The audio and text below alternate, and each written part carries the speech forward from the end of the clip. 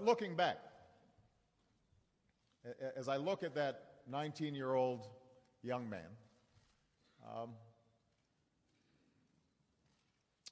I'm more forgiving of the fact that the speech might not have been that great.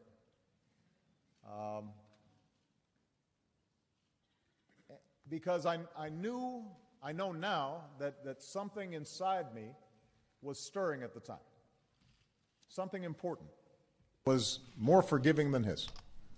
That's the only difference.